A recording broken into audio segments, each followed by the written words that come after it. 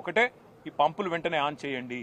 మీరు అనవసరంగా రాజకీయాల జోలికి పోయి రాజకీయంగా కేసీఆర్ గారిని బదనాం చేయాలనే ఒక చిల్లర ప్రయత్నం ఏదైతే మీరు చేస్తున్నారో ఇప్పటికే అవన్నీ కొట్టుకపోయినాయి గోదావరి వరదలో.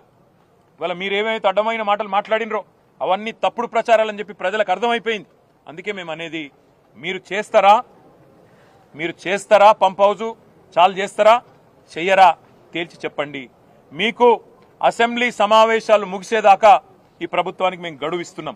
ఆగస్టు 2కు అసెంబ్లీ సమావేశాలు ముగుస్తా ఉన్నాయి.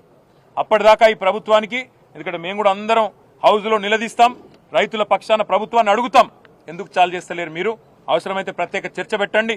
లక్షలాది ఎకరాలకు సంబంధించిన ఎకరాలకు ఆయకట్టు నీళ్ళిచ్చే ప్రాజెక్ట్ ఇది.